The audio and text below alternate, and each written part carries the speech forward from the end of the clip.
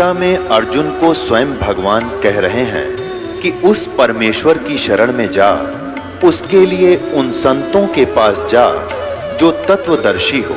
इसी प्रकार हजरत मोहम्मद को उनका अल्लाह कह रहा है कि कोई और पूर्ण परमात्मा है, उसको पाने के लिए उन तत्वदर्शी संत की तलाश कर।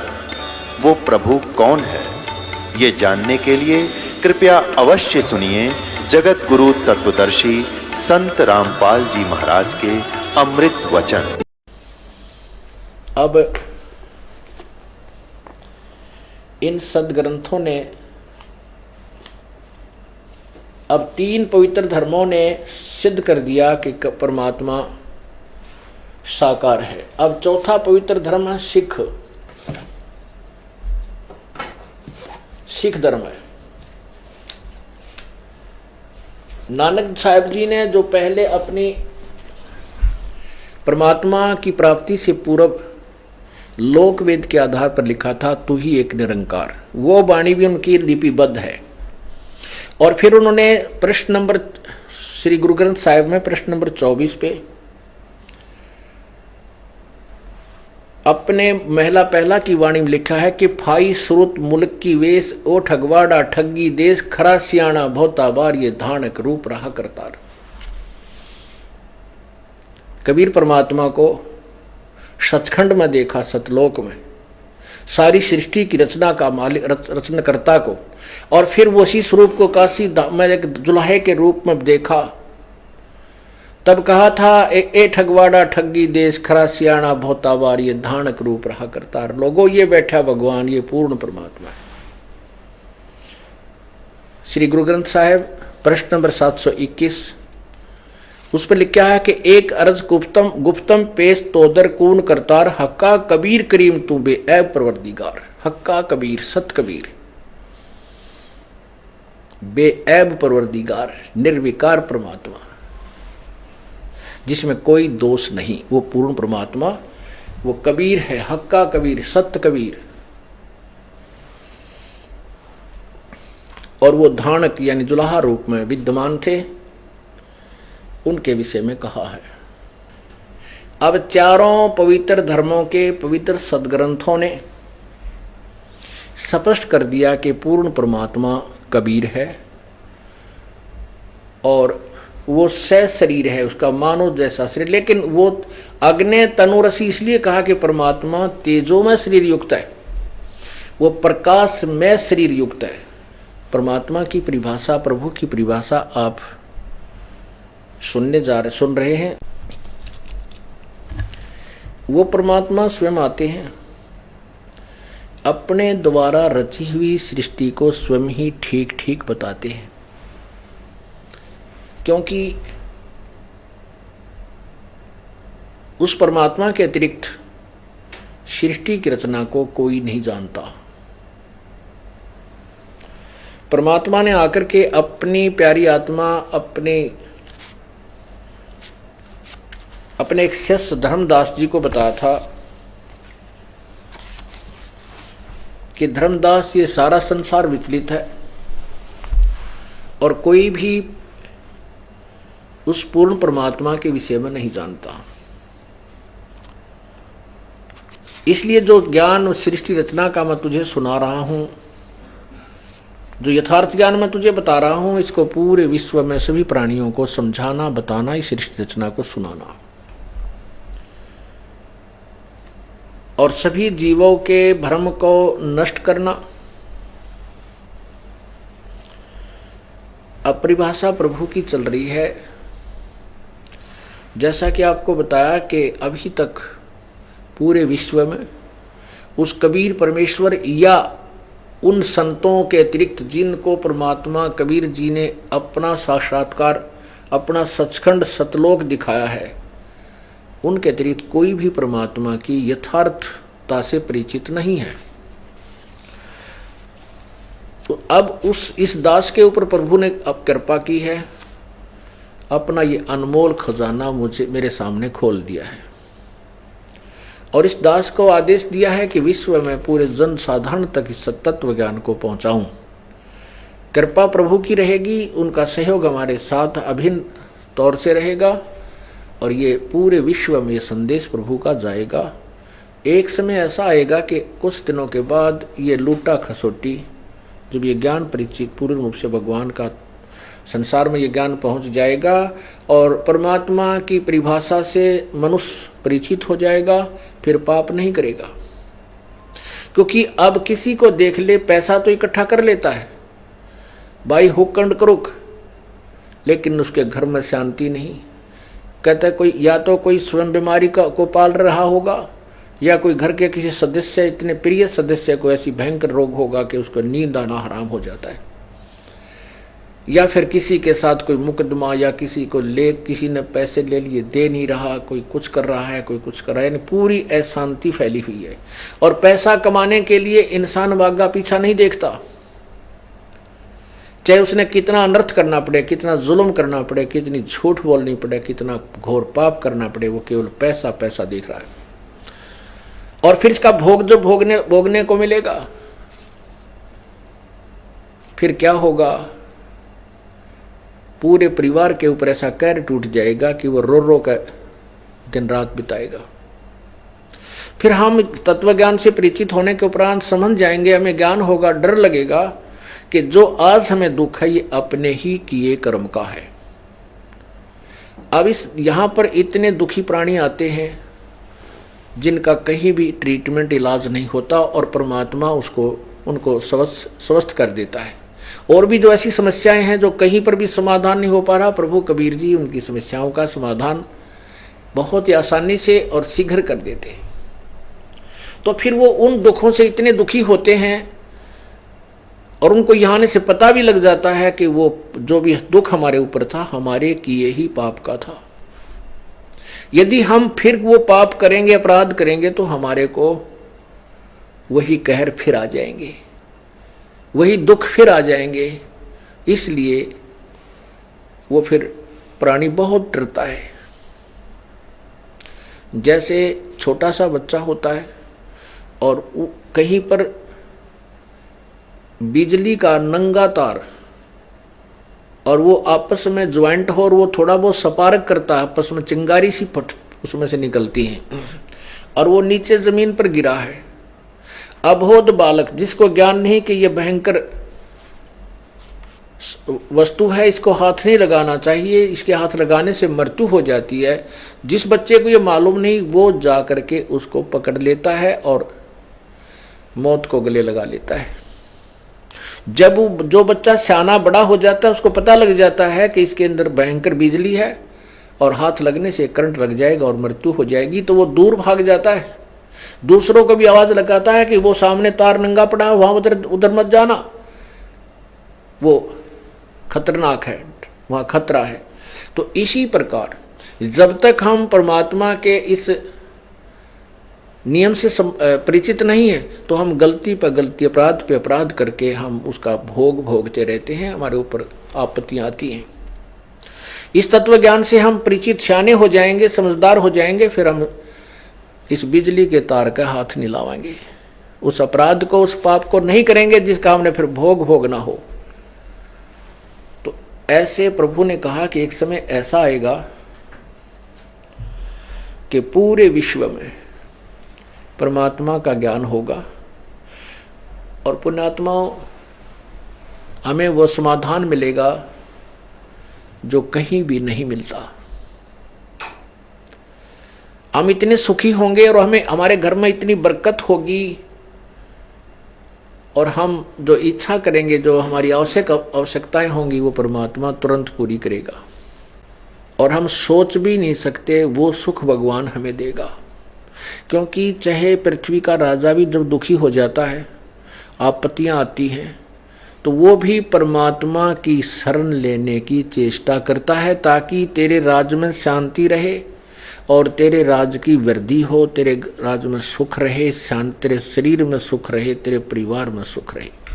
तो पुण्यात्मा और राजा का तो हम बहुत शक्तिशाली मानते हैं, क्योंकि राजा मनुष्यों में श्रेष्ठ होता है, राजा मनुष्यों में ताकतवर होता है और राजा भी परमात्मा की ही इच्छा करता है जब वो अपने राज्य को भी सुचारू रखने के लिए। तो क्यों ना हम पहले ही उस प्रभु की शरण में चले जाएं, क्यों ना हम भी उसी परमात्मा की आड़ लें, ओट लें, शरण लें, जो हमें वो सुख दे जो राजा भी नहीं दे सकता, जिसकी इच्छा राजा भी करता है। तो वो परमात्मा अब आपको मिल गया है, आपको वो सुख देगा जो राजा नहीं दे सकेगा, आपके वो दुख निवारण करेगा जो कोई भी नहीं कर सकता। जहां पर साइंस फेल हो जाती है और जिस रोग का कहीं पर भी कोई ट्रीटमेंट नहीं है, परमात्मा उस ट्रीटमेंट को भी कर सकता है, उसको भी ठीक कर देगा, उसका इलाज कर देगा।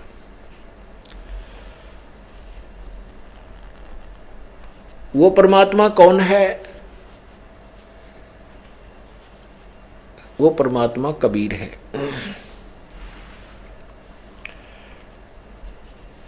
अब आपने पवित्र कुरान शरीफ में और पवित्र बाइबल में देख लिया कि वो हक्का कबीर है। वो और पवित्र गुरु ग्रंथ साहिब का आपको पृष्ठ बता दिया, 721 पृष्ठ पे गुरु ग्रंथ साहिब में स्पष्ट लिखा है कि एक अर्ज गुफ्तम पेश तो दर कून करतार, कून करतार शब्द स्वरूपी राम हक्का कबीर करीम तू बेऐब परवरदिगार। ये कबीर परमात्मा है। और वो कौन है? जुलाहा है, धानक रूप रहा करतार। अब आपने यजुर्वेद में देखा परमात्मा सहशरीर है। अब दिखाते हैं कि यजुर्वेद आपको बताएगा कि वो उसका नाम कबीर है जो पाप अक्षमा करता है। जैसे अभी आपने सत्यार प्रकाश 7वें समलास में स्वामी जी की थ्योरी पढ़ी कि परमात्मा उपासना करने से अपने साधक के पाप अक्षमा नहीं करता।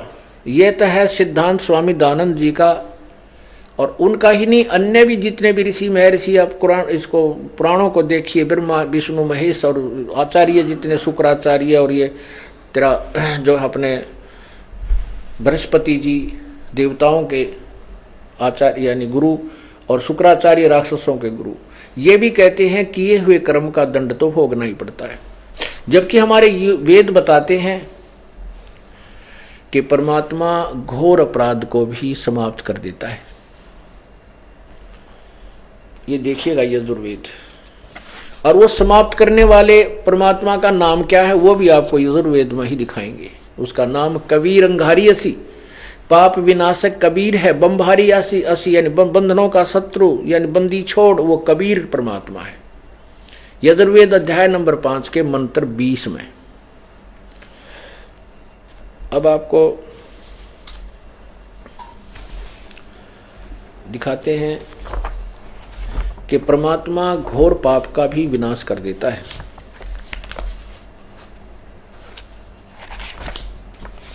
ये देखिएगा यजुर्वेद, और महर्षि दान सरस्वती द्वारा ही इसका अनुवाद है। ये देखिएगा 8वां अध्याय 241 पृष्ठ पे, 8वां अध्याय 241 पृष्ठ पे, और ये है 13वां मंत्र है। इसका एक 242 पे अनुवाद किया स्वामी जी ने।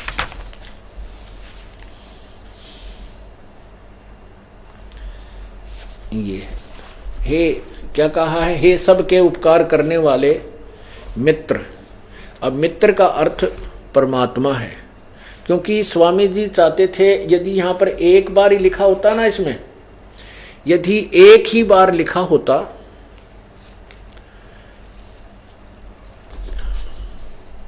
यदि एक बार ही लिखा होता इस यजुर्वेद के 8वें अध्याय के 13वें श्लोक में मंत्र में, तो स्वामी जी इसको गोल गोल कर देते।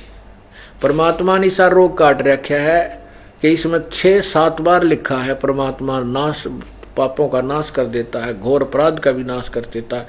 अपने किए हुए चाहे माता करे चाहे पिता करे, शुद्ध भक्ति जो करेगा उनके पापों का भी नाश करता है। यदि ये एक ही लिखा होता तो ये कह देता है सबके उपकार करने वाले मित्र। अब अनुवाद करते समय यह परमात्मा क्यों न लिखा? उलझाने से के उद्देश्य था फिर ये कहाँ पकड़े जाते हैं? ये देख, सत्यार प्रकाश में इन्होंने कहा है कि जहां पर मित्र शब्द है वो परमात्मा का ही बोध कराता है। ये देखिएगा सत्यार्थ प्रकाश प्रथम समोल्लास पृष्ठ नंबर 18 पे यहां लिखा है, मित्र आदि नामों से सखा इंद्र आदि देवों से प्रसिद्ध व्यवहार देखने उन्हीं का ग्रहण करना होता है। यहाँ क्या बताते हैं, थोड़ा सा देखते हैं। जो सबसे स्नेह करे और सबको प्रीति करने योग्य है वह परमेश्वर सबका सच्चा मित्र है। इससे परमेश्वर का नाम मित्र है। तो यहाँ यजुर्वेद अध्याय नंबर 8 के और मंत्र 13 में मित्र माने हे सबके उपकार करने वाले परमात्मा समझे। इसलिए मैं आपको बता रहा हूं क्योंकि हमारा सन 2004 से समाचार पत्रों में ऐसे ही वाद प्रतिवाद इन आर्य समाज के पदाधिकारियों आचार्यों से हुआ था। तो इन्होंने झूठ बोलने का और ठेका ले रखा है। इन्होंने उत्तर दिया कि जो 8वें अध्याय के 13वें श्लोक में इन्होंने लिखा है वहां भगवान के लिए नहीं, वहां तो लिखा है सबके उपकार करने वाले मित्र, मित्र के लिए लिखा है, भगवान नहीं है कि भगवान पाप नाश नहीं करता। इसलिए आपको ये दिखाना पड़ता है कि मित्र माने ये स्वयं कहते हैं मित्र का अर्थ परमात्मा। यहां देखिए, हे सबके उपकार करने वाले मित्र यानी परमात्मा आप देव कर्तस्य दान देने वाले के एन से शब्द याद रखना, अपराध, एन से माने अपराध के, अवैजनम माने विनाश करने वाले, अवैजनम अवैजनम माने विनाश करना, एन से माने अपराध। ये जरूर याद रखना ताकि आगे ये गोलमोल करने की चेष्टा कर रहा है। असी माने हो, मनुष्य कर्तस्य साधारण मनुष्यों के किए हुए, एन से माने अपराध के, अवैजनम माने विनाश करने वाले हो। पितर कर्तस्य पिता के किए हुए, एन से माने अपराध ही समझो। इन्होंने विरोध आचरण लिखा है, यहाँ लिखा अपराध के, अवैजनम अच्छे प्रकार हरने वाले अर्थात विनाश करने वाले समझो। असी माने हो। आत्म कृष्य अपने किए हुए, एन से माने पाप के, एन से माने पाप, अपराध कहो पाप कहो। अवैजनम माने दूर करने वाले अर्थात नाश करने वाले हो, एन से हो। अधर्म के अधर्म अर्थात घोर पाप के भी, अवैजनम माने नाश करने हारे हो। जानता हुआ मैं जो कुछ भी धर्म आचरण किया करता हूं व करूं, अनजान मैं जो कुछ भी किया करता हूं व करूं, उस सब, एन से माने दुष्ट आचरण नहीं, एन से माने पाप के, अवैजनम माने नाश करने वाले, न दूर करने वाले लिखा है, असी माने हैं। ओए होए, अब क्या किया है कि परमात्मा आपकी शरण में आने के बाद इसका अर्थ वास्तविक ये है कि जाने में अनजाने में जो भी हमसे पाप हो जाते हैं उन सब के आप विनाश करने वाले हो। जो हमसे जाने अनजाने में पाप हो चुके हैं और फिर हम आपके चरणों में आगे हैं, आपकी साधना करते हैं, तो उन उपासना करने वाले, चाहे माता करे, चाहे पिता करे, चाहे स्वयं करे, चाहे कोई महान आत्मा यानी देव संत करे या भक्त करे, सबके पाप का आप नाश करने वाले हो। इब पाप विनाशक कौन है? 5वें अध्याय का 20वां श्लोक आपको बताएगा। कबीर अंगारियसी, अंगारी माने पापों का नाश करने वाला। ये देखो, नहीं 20वां नहीं, 5वें अध्याय का 32वां श्लोक, 5वें अध्याय का 32वां श्लोक है। और 20 में गलत कह गया, क्षमा करना, 20 में कोई और प्रकरण है। अब देखो यजुर्वेद अध्याय नंबर, यजुर्वेद भाषा भाष्य 5वां अध्याय, और यहाँ देखो ये है 32वां श्लोक। इसमें स्पष्ट लिखा है उसी गसी, ये कबीर, हम इसको कबीर बोलते हैं, कबीर। उसी गसी कबीर अंगारी असी बम्भारी असी, बम्भारी सवर अवसरो असी। इन्होंने देखना क्या लिखा है, और यहां लिखा कि रत धामा हव्य शोधना रत धामा असी सवर ज्योति। हे जगदीश्वर, जिस कारण से आप उसी के माने कांतिमान, असी माने हैं। अंगारी, अंगारी माने पाप के विनाशक। अरि माने शत्रु होता है, खोटे चलन करने वालों के शत्रु। इसका अर्थ है अंगारी माने पापों के, अरि माने शत्रु हैं, पापों के शत्रु। अब इन्होंने क्या लिखा, कबीर, कवि का कान पर अर्थ कर दिया। इसका अर्थ है कबीर असी, कबीर अंगारी असी, वो कबीर है जो पापों का नाश करने वाला है, कबीर अंगारी असी। और बम्भारी, बम्भारी का अर्थ लिखा इन्होंने, बम्भारी माने बंधनों के शत्रु, बम्भ अरी, बम्भ अरी बंधन के शत्रु। हम उसको बंदी छोड़ कहते हैं, बंधन काटने वाले, बंधनों से छुड़ाने वाले। बम्भारी बंधनों के शत्रु। और कौन है वो, कबीर। ये देखो कबीर असी, इसको लिख देना था, वो कबीर है, कबीर असी।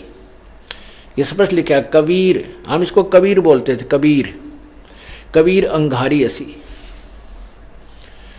और फिर कहा, ये स्वामी जी कहते हैं, रत धामा सतधाम युक्त, सवर ज्योति, अंतरिक्ष को प्रकाश करने हवाले नहीं, सवर ज्योति माने स्वयं प्रकाशित, सव ज्योति, सवर ज्योति माने स्वयं प्रकाशित, यानी तेजों में शरीर युक्त है। रत धामा सतधाम युक्त है, असी माने है। रत धाम माने सतधाम, सतलोक युक्त है, सतलोक में रहता है। अब पवित्र यजुर्वेद ने सिद्ध कर दिया कि परमात्मा पाप विनाश कर देता है, और पाप विनाशक वो कौन है, वो कबीर है, उसका नाम कबीर है। ये स्पष्ट। और वो कहाँ रहता है, सतलोक में रहता है। रत धामा, रत माने सत्य, धाम माने लोक, सतलोक में रहता है। वो सवर ज्योति है, स्वयं प्रकाशित है। जैसे सूर्य स्वयं प्रकाशित है, सूर्य साकार है, सूर्य का प्रकाश देखा जा सकता है, तो सूर्य क्यों नहीं देखा जा सकता। जब प्रभु का प्रकाश देखा जा सकता है तो प्रभु बिना प्रकाश किसा, सूर्य बिना प्रकाश कैसा। जो कहते हैं हमने केवल प्रकाश देखते हैं, प्रभु का प्रकाश देखा जा सकता है, प्रभु निराकार है, तो उनकी थ्योरी, उनका सिद्धांत बेसलेस, निराधार है। वास्तविकता यह है कि परमात्मा सशरीर है, उसका नाम कबीर है, और वही बम्भारी है, बंधनों का शत्रु है, बंदी छोड़ है। वही अंगारी है, अघारी, पापों का शत्रु, पाप विनाशक, वो कबीर असी। बहुत जगह लिखा है इसमें, 29वें अध्याय के 25वें श्लोक में लिखा है कि वो सत्य, अपने सच्चे संदेश को लेकर आने वाला, वो तुम कबीर असी प्रचेता, वो सबको प्रेरणा देने वाला, सबको ज्ञान कराने वाला, वो कबीर परमात्मा ही है। अब ये जैसे यजुर्वेद है, यजुर्वेद, अब इस यजुर्वेद को यदि हम यजु अलग कर दें, ये यजुर्वेद एक बुक है, देखो इसके ऊपर रे की मात्रा लगी है। यहां 2 विसर्ग लगा करके वेद अलग कर दें तो भी इस पवित्र पुस्तक का ही बोध है। यदि हम यजु का अर्थ कर दें और यजुर्वेद ना लिखें तो इस पुस्तक को कैसे ढूंढेंगे, कैसे इसका ज्ञान होगा कि इसमें ऐसे गुण हैं, ऐसी ऋचाएं लिखी हैं। तो इन अनुवादकर्ताओं ने ज्ञान ठानी कबीर का अर्थ कांतपर्जय लिख दिया, कहीं पर सर्वज्ञ लिख दिया। यदि इसको कवि शब्द मानकर चलें तो कवि कोई सर्वज्ञ नहीं होता, कवि का अर्थ भी सर्वज्ञ नहीं हो सकता, क्योंकि कवि सर्वज्ञ होता ही नहीं। ये कबीर असी, हम इसको कबीर देव, कबीर भगवान, कबीर साहब कहने लगे। इसलिए ये परमात्मा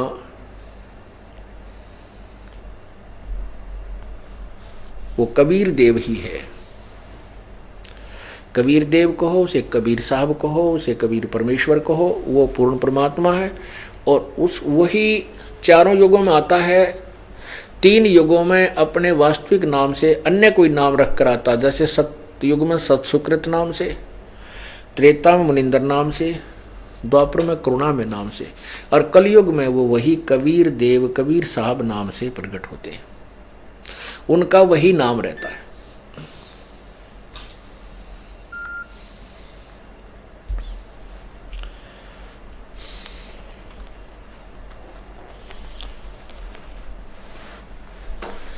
अब आपके समक्ष 2 बात क्लियर होगी।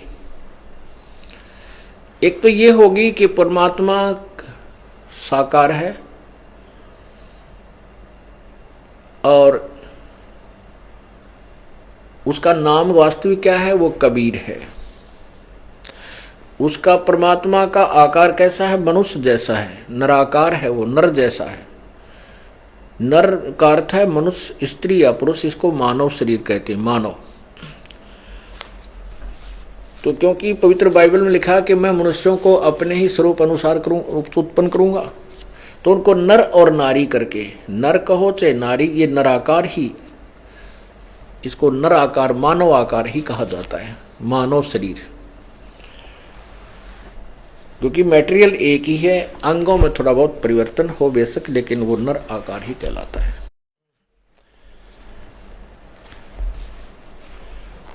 अब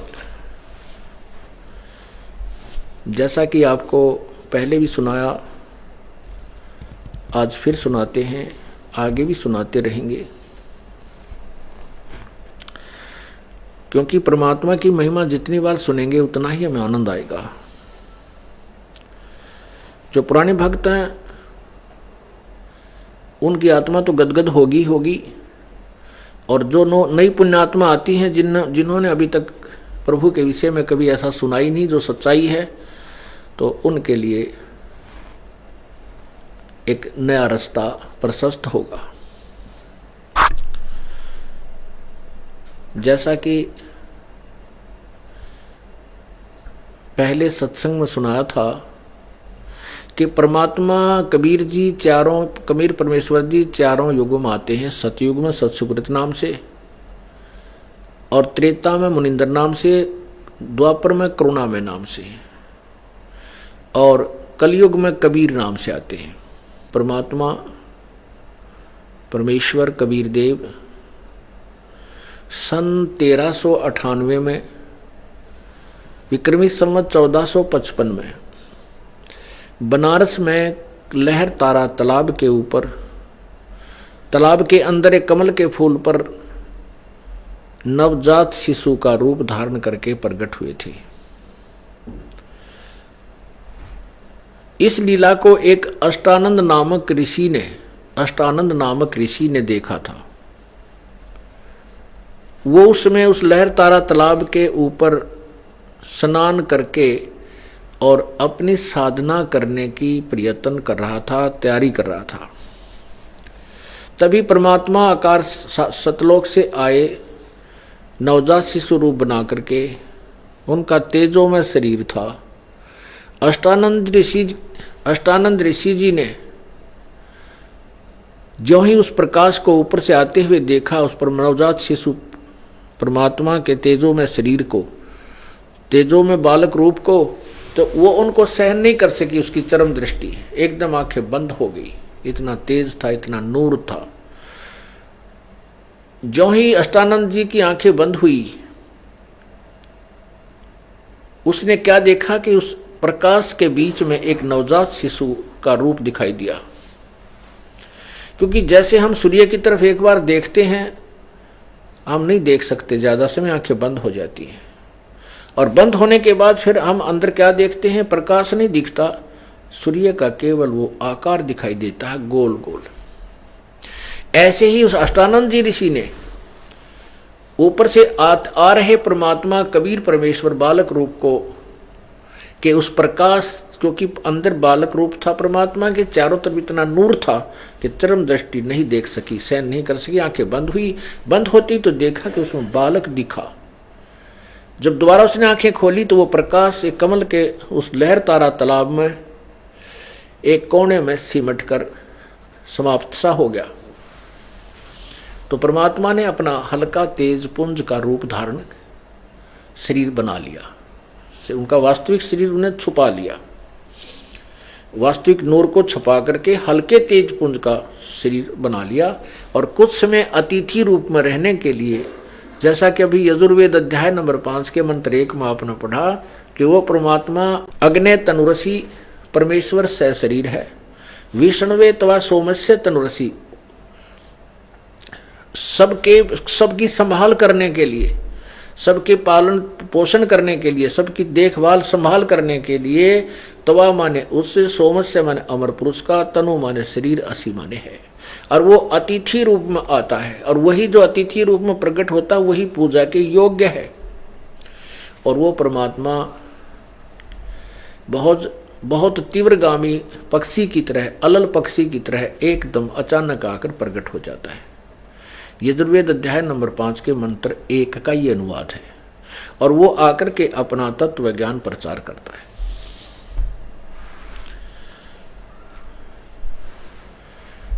तो उसमें अष्टानंद जी ने सोचा कि ये क्या देखा मैंने प्रकाश, क्योंकि वो अपने गुरु रामानंद जी से, स्वामी रामानंद जी से, महर्षि रामानंद जी से सुना करते थे परमात्मा का निराकार है और उसका प्रकाश बहुत ही चरम दृष्टि से नहीं देखा जा सकता। इतना भगवान का नूर होता है, तेज में प्रकाश होता है। ऐसा वो निराकार परमात्मा का जो प्रकाश है। और उधर से स्वामी रामानंद जी भगवान विष्णु के कट्टर उपासक थे, और फिर भी भगवान को निराकार बताया करते थे। 1400 ऋषि शिष्य बना रखे थे उन्होंने। और वो स्वामी रामानंद जी वेदों के मर्मज्ञ ज्ञाता जाने जाते थे। अपनात्मा, जैसे आपने महर्षि दयानंद जी की थ्योरी, अपनी तो उसकी सोच थी कि परमात्मा पाप नहीं काटता और परमात्मा निराकार है, जबकि वेद कहते परमात्मा साकार है और वो घोर पाप को भी काट देता है। इससे सिद्ध है कि इन्होंने वेदों को पढ़ा लेकिन समझा नहीं। ना उन ऋषियों ने, महर्षियों ने, किसी भी महर्षि ऋषि ने ये वेदों को नहीं पढ़ा, ना समझा। क्यों नहीं समझा? क्योंकि परमात्मा की वाणी है कि गुरु बिन काहु न पाया ज्ञाना, जो थोथा वो छड़े किसाना। गुरु बिन वेद पढ़े सो प्राणी, समझे न सार रहे अज्ञानी। ये सब अज्ञानी थे ऋषि महर्षि। ऋषि महर्षि छोड़िए, ब्रह्मा विष्णु महेश तक अज्ञानी थे। अब ये बात तो आपके हृदय में धक्कदेसी करेगी जो पवित्र हिंदू समाज के से संबंधित पुण्यात्माएं हैं। इस पॉइंट को क्लियर करके आगे चलना अच्छा होगा कि ब्रह्मा विष्णु महेश को भी कोई ज्ञान नहीं था, वेदों का ज्ञान भी नहीं था और न ही आध्यात्मिक ज्ञान था। जैसा भी एक काल ने इनको भ्रमित कर दिया, ऐसे ही ये तप करने लग गए। कोई कुछ साधना कर रहा था, कोई किसी को भगवान मान बैठा। इसके लिए आपको श्रीमद् देवी भागवत पुराण गीता प्रेस गोरखपुर से प्रकाशित वो दिखाते हैं। ये देखिएगा, ये क्या क्लियर करना चाहता दास कि ये दानंदर का तो ब्योंत क्या है। ये तो बिल्कुल ही अज्ञानी थे, एबीसी नहीं जानते थे, केवल संस्कृत भाषा जानते थे, आध्यात्मिक ज्ञान से परिचित नहीं थे। और अन्य ब्रह्मा विष्णु महेश भी कति अज्ञानी थे, वो परमात्मा की परिभाषा से भी परिचित नहीं थे। दास नहीं कह रहा, उनकी जो है जीवनी बता रही है। पढ़िए, ये श्रीमद् भगवत देवी भागवत गीता प्रेस गोरखपुर से प्रकाशित है।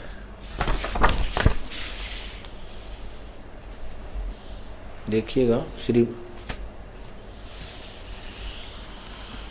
संपादक हनुमान प्रसाद पोदार, चिमन लाल गोस्वामी। और ये कहाँ से प्रकाशित है? प्रकाशक में मुद्रक गीता प्रेस गोरखपुर, गोविंद भवन कार्यालय, कोलकाता का संस्थान। अब देखो, इसमें सकंद, पहला सकंद, ये देखिएगा पहला सकंद। और ये कौन सा अध्याय है? अध्याय पहला सकंद, अध्याय 1 और 1 से 3 ऊपर हो लिया। ये चौथे में शुरू है, चौथा अध्याय पहला सकंद। यहां देखिएगा, ये पृष्ठ नंबर 28 पे है, पृष्ठ नंबर 28 है। और ये पहला सकंद है, देवी संक्षिप्त देवी भागवत 28 पृष्ठ पे। नारद जी ने कहा, महाभाग व्यास जी, तुम इस विषय में जो पूछ रहे हो,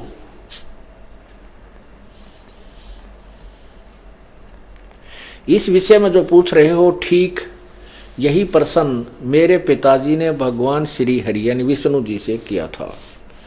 देवाधिदेव भगवान जगत के स्वामी हैं। लक्ष्मी जी उनकी सेवा में उपस्थित रहती हैं। दिव्य कौस्तुमणि उनकी शोभा बढ़ाती है। वे शंख चक्र और गदा लिए रहते हैं। पीतांबर धारण करते हैं। 4 भुजाएं हैं। वक्ष स्थल पर श्री वत्स का चिन्ह चमकता रहता है। वे चराचर जगत के आश्रय दाता हैं। जगत गुरु एवं देवताओं के भी देवता हैं। ऐसे जगत प्रभु भगवान श्री हरि महान तप कर रहे थे। उनकी समाधि लगी थी। यह देखकर मेरे पिता ब्रह्मा जी को बड़ा आश्चर्य हुआ। अतः उन्होंने उनसे जानने की इच्छा प्रकट की। ब्रह्मा जी ने पूछा, प्रभो आप देवताओं के अध्यक्ष, जगत के स्वामी और भूत भविष्य एवं वर्तमान सभी जीवों के एकमात्र शासक हैं। भगवान फिर आप क्यों तपस्या कर रहे हैं और किस देवता की आराधना में ध्यान मग्न है, यानी किस भगवान की पूजा करते हो?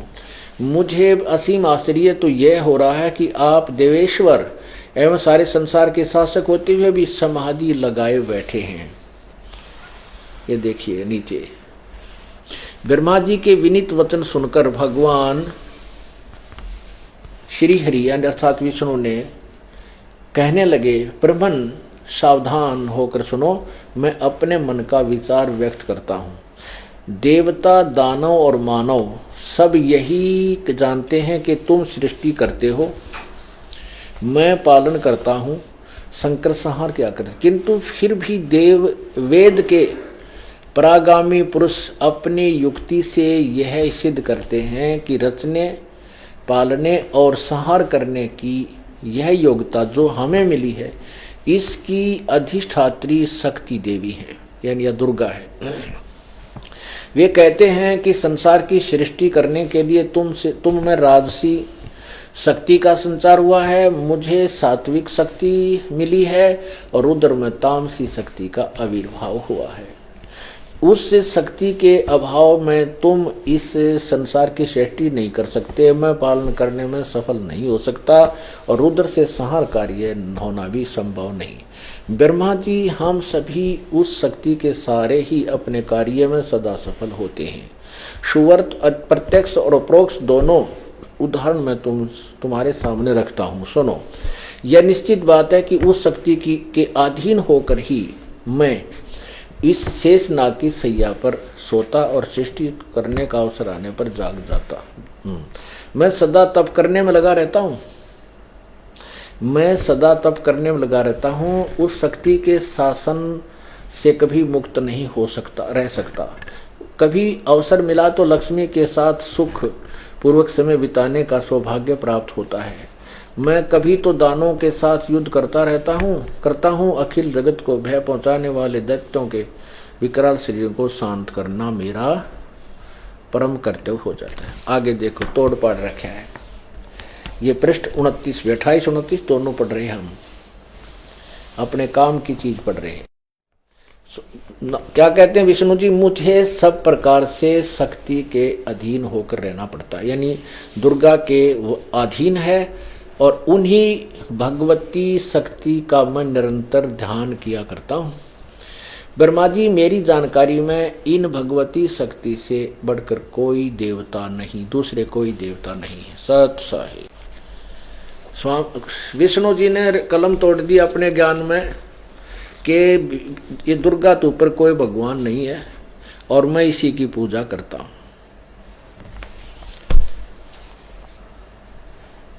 और क्या बताते हैं कि वेद के जानने वाले ये बताते हैं कि तुम्हारे अंदर जो शक्ति है ये दुर्गा से ही प्राप्त है। और विष्णु जी कह रहे हैं कि मैं नहीं जानता कि दुर्गा से ऊपर कोई और भगवान है। तो कहने का तात्पर्य क्या है कि गुरु बिन काहुन पाया ज्ञाना, जो थो था बुछड़े किसाना। गुरु बिन वेद पढ़े जो प्राणी, समझे निसार रहे अज्ञानी। अब तप करना किसी भी सदग्रंथ में नहीं है।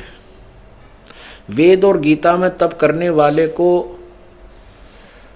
जो विष्णु जी कहते हैं मैं हमेशा घोर तप करने में लगा रहता हूं। देवी भागवत में लिखा है कि विष्णु जी ने 12,000 वर्ष तक घोर तप किया। और अपनी गीता जी बताती है कि जो शास्त्र विधि को त्याग कर मनमाना आचरण करते हैं और घोर तप को तपते हैं, वो राक्षस स्वभाव के उदाहरण उन असुर स्वभाव के व्यक्तियों को घोर नरक में डालता हूं। ओहो। तो इस प्रकार जो ये तप करने की जो बीमारी लाई या किसने, ये काल भगवान ने। ब्रह्मा जी जब कमल के फूल पर विराजमान थे, उनको कहीं पता नहीं था मैं कौन हूं, कहां से आया हूं। जब आकाशवाणी की कि तप करो तप करो, किसने? काल भगवान ने, ब्रह्म ने। और उसके बाद ब्रह्मा जी ने उसके बाद वेदों को प्राप्त किया सागर मंथन में, तो उन्होंने वेद पढ़े। उससे पहले तप करने का आदेश हो गया था, आकाशवाणी होगी, तो ब्रह्मा ने भगवान की वो भी एक वाणी मान ली कि ये परमात्मा का आदेश है, तप करो। उसने विष्णु और शंकर जी को यही पढ़ाई पढ़ा दी, तो ये सब तप करने लगे। तप से सिद्धि आ जाती है। उन सिद्धियों का फिर ये काल इनमें दुरुपयोग करता है। किसी को कोई कहीं का कंट्रोलर बना देता है, किसी को कहीं से, फिर अपने रिमोट से इनसे काम लेता रहता है। ये तप करना शास्त्र विरुद्ध साधना है, मनमाना आचरण है। किसी भी सदग्रंथ में, वेद और गीता में तप करने को नहीं कहा, बल्कि मना किया है। अध्याय नंबर 16 और 17 में स्पष्ट किया है कि जो घोर तप को तपते हैं उन क्रूर व्यक्तियों को, वो मुझे भी गीता ज्ञानदाता कहता है, और उस पूर्ण परमात्मा को और अंदर जितने भी देव हैं उन सबको वो दुखी करता है, उनको घोर नरक में डालूंगा।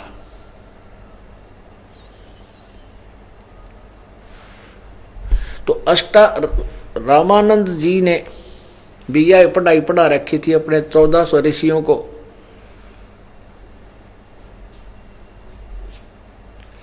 कि परमात्मा तो निराकार है, उनका केवल प्रकाश दिखाई देता है। तो अष्टानंद जी वहां से चल के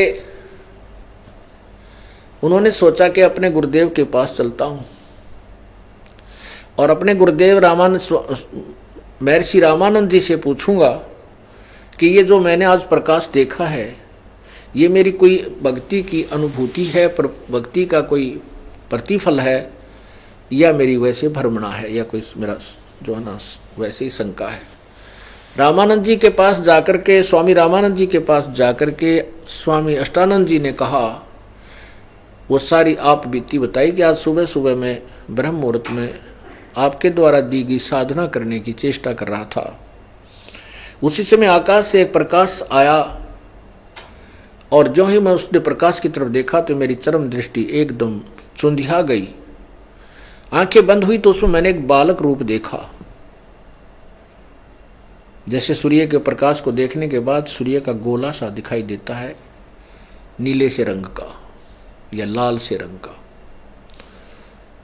तो उसने ऐसे ही जो ही देखा तो उसमें फिर बालक रूप बन गया। दोबारा आंखें खोली तो वो प्रकाश लहर तारा तालाब के अंदर समाप्त होता नजर आया।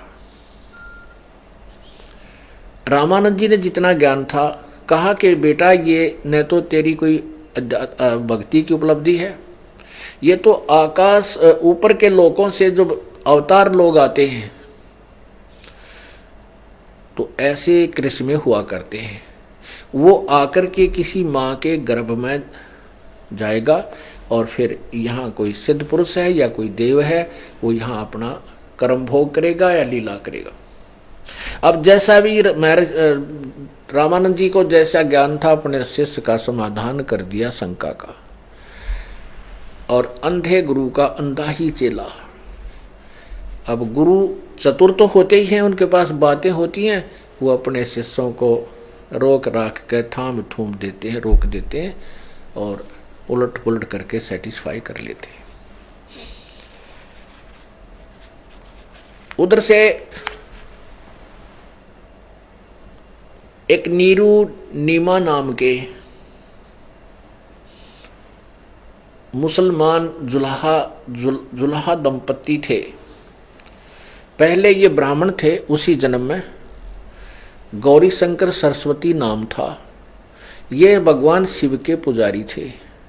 भगवान शिव की शिव पुराण को पढ़कर सुनाते थे, कोई किसी को गुमराह नहीं करते थे। और जो उस शिव पुराण की कथा से जो उनके पास दक्षिणा आ जाती थी, उसी से अपना गुजारा करते थे और अधिक संग्रह नहीं करते थे। जो भी अपने खर्चे से ज्यादा बच जाता था उसका भंडारा उन अपने अनुयायियों के सामने कर देते थे। तो उनसे सभी लोग प्रसन्न थे। और उनकी अन्य जो स्वार्थी ब्राह्मण थे, जो लोगों को गुमराह करते थे, उनसे ज्यादा वो प्रशंसा के पात्र थे। लेकिन वो अन्य गुरु लोग, ब्राह्मण लोग उनसे ईर्ष्या करते थे।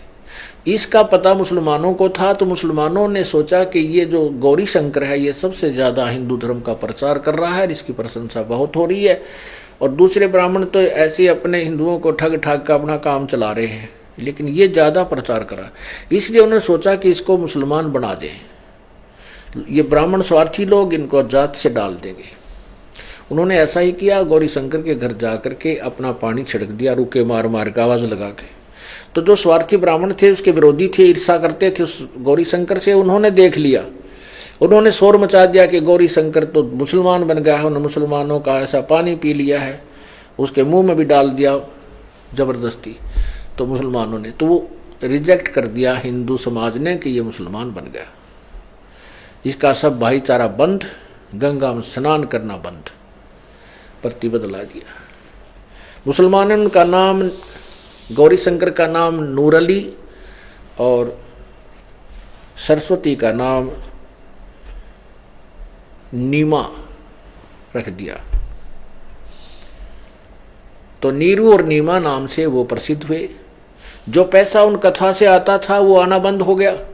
तो उन्होंने क्या सोचा कि एक खड्डी लगा करके हाथ से सिंपल अपना कपड़ा बुनने का कार्य शुरू कर दिया। और कई वर्षों तक वो ये काम को करते रहे, जिससे वो जुलाहा कहलाने लगे। उनके कोई संतान नहीं थी, उनके कोई संतान नहीं थी, क्योंकि ये नीरू नीमा कौन थे?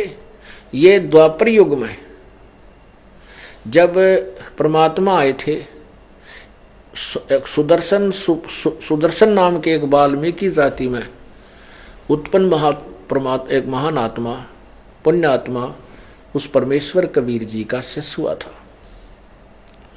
लेकिन वो उसके माता पिता ने नहीं माना था। वही सुदर्शन जी के माता पिता ही नीरू और नीमा बने। और सुदर्शन जी की प्रार्थना पर परमात्मा ने उसे सांत्वना दी थी और वचन दिया था सुदर्शन को कि सुदर्शन तू चिंता मत कर, तेरे माता पिता को मैं पार करके छोड़ूंगा। तो वही परमात्मा ने अपने उस वचन से को मद्देनजर रखते हुए उस नीरू नीमा के घर स्वयं ही आए, उनको संतान नहीं दी। क्योंकि परमात्मा कहते हैं कि जिनको यहाँ से निकलना है, चलना है सतलोक, वो केवल यहाँ से जन्म और मरने का ही छूटने का ही प्रयत्न करते हैं, यहाँ की कोई वस्तु नहीं मांगते। और वो मांगते भी हैं, परमात्मा ने उनको निकालना है तो भी वो नहीं देंगे। वो उनकी उस ऐसी संतान नहीं देंगे परमात्मा के जो उनको मोक्ष में बाधक बने।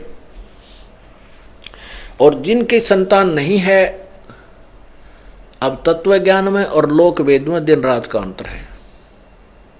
लोक वेद से तो हम केवल संतान को सबसे उत्तम मानते हैं, जिसका संतान नहीं वो तो बेकार आदमी है।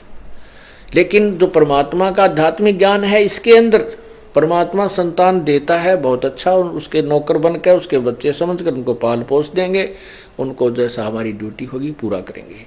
और परमात्मा संतान नहीं देता है तो घनी खुशी मनाओ, क्योंकि तेरा कोई लेन देन अभी शेष नहीं है। तो परमात्मा ने, पूर्ण ब्रह्म ने उनको कोई संतान नहीं दी, क्योंकि वो उनको उलझ पुलझ कर देते या कोई ऐसा दुखी कर देते, वो भक्ति ना कर सकते। तो स्वयं ही संतान रूप में वहां पहुंचे और नीरू नीमा ने परमात्मा को प्राप्त किया। और फिर उनका नामांकन किया गया, तो परमात्मा ने स्वयं ही अपना नाम उन काजियों को कह करके कि मेरा नाम कबीर रहेगा, पूरी कुरान शरीफ में कबीर कबीर ही लिखा लेख हो गई। तो इस तरह उन्होंने अपना कलयुग में कबीर नाम ही प्रचलित किया और इसी प्रकार प्रत्येक युग में ऐसा ही करते आते हैं। तो आपको उस परमेश्वर की महिमा सुनाते हैं कि परमात्मा कबीर जी सारी सृष्टि के रचनहार, वो स्वयं आकर के हमें ये सच्चा ज्ञान प्रचार करते हैं, सच्चा ज्ञान देते हैं।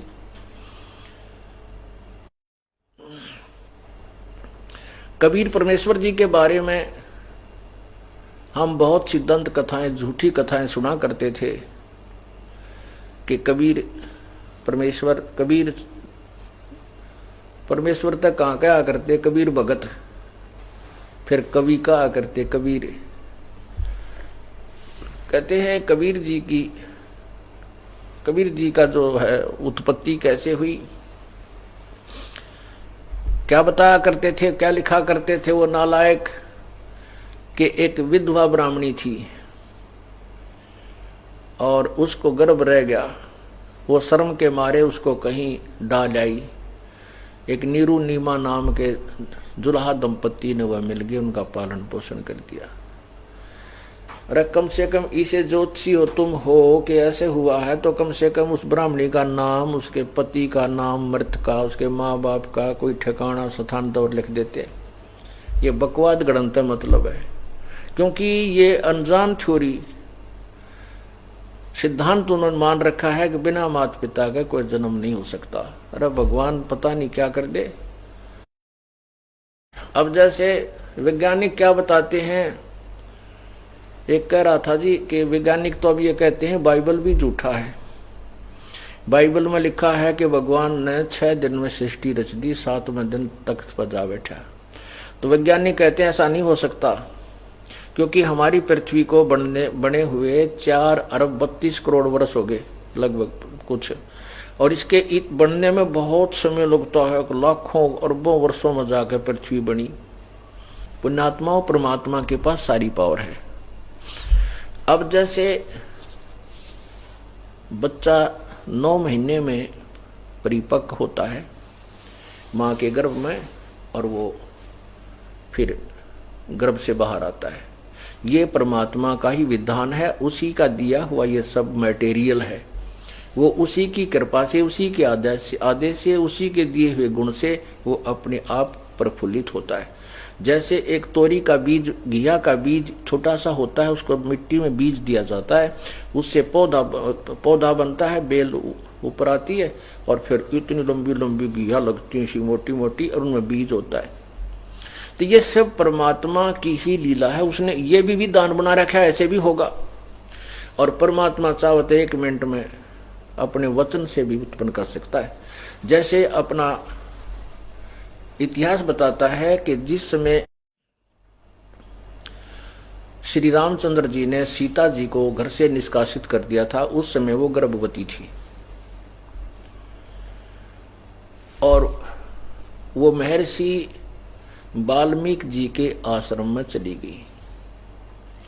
वहां ऋषि जी ने उस लड़की को अपनी बेटी के तुल्य वहां रखा, और वहां सीता जी ने एक पुत्र लव को जन्म दिया।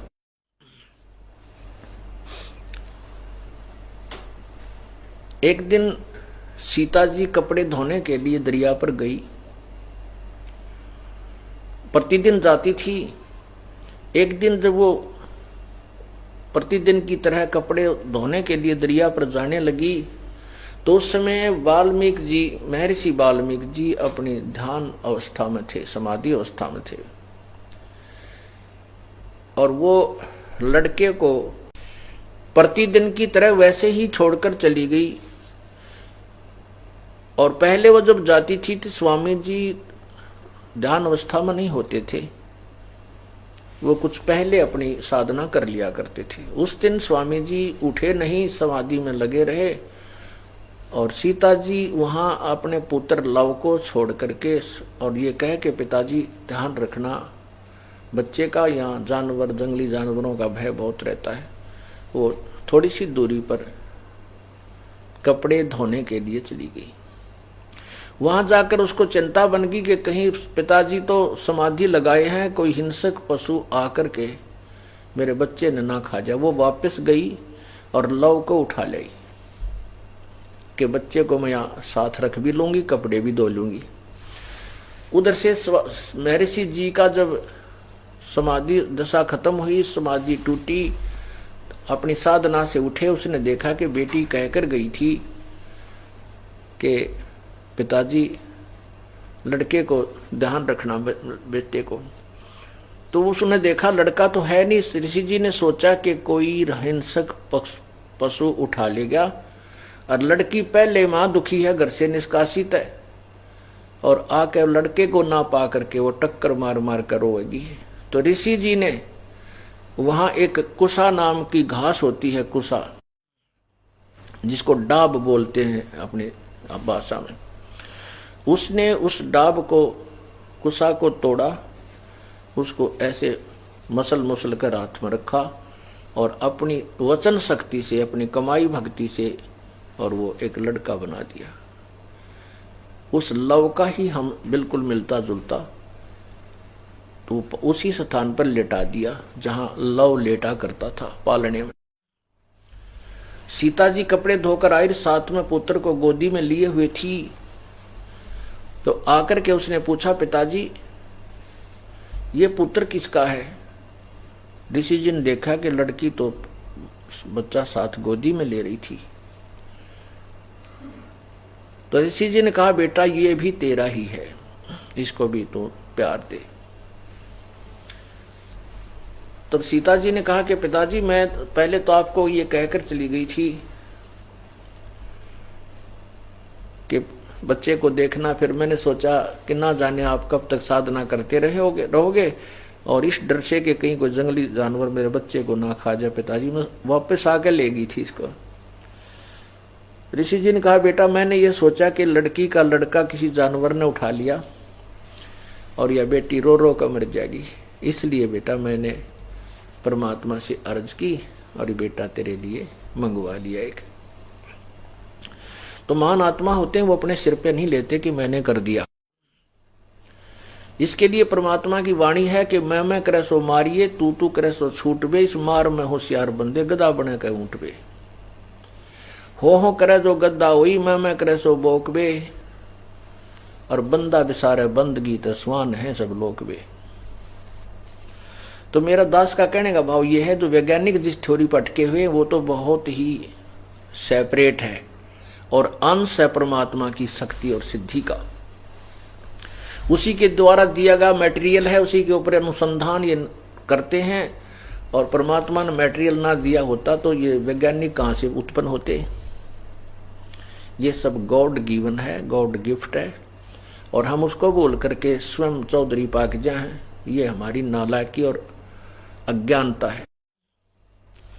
अब आप देखो, परमात्मा 6 दिन में सृष्टि के और 1 सेकंड में सृष्टि रखते, सेकंड के भी कुछ पल में। आपने देखा होगा पहले जादूगर आया करते गांव में, मदारी बोलिया करते उनको। वो क्या करते थे जादूगर, एक छोटा सा कंचा होया करता और एक गोली कांच की, बच्चे खेला करते नू नू कर, वो छोटी छोटी सी होती हैं। उनको क्या करता, वो एक गोली मुंह में दे लेता इतनी की, और थोड़ी देर में करता और बड़ा पत्थर काट देता मुंह में 1 सेकंड में। बता वो क्या चीज है, बता उसने कितनी देर लगेगी? 1 सेकंड में इतनी गोली का और पत्थर कति चीकना, और 3-4 गोली ऐसे फेंक के थोड़ी देर में नोट काट काट कर 5-7 इतने मोटे मोटे पूरे वजनदार ने उठा के देखा करते सब। वो कितना आगे भाई, वो तो एक छोटा सा सिंपल सा मैन है, जो एक छोटी सी सिद्धि प्राप्त है जिससे उसने ये बना दिया। और उस परम पिता के पास तो असंख्य सिद्धियां हैं, उसकी शब्द में वो शक्ति है। 1 सेकंड में 1 अणु का वो पूरी पृथ्वी बना सकता है।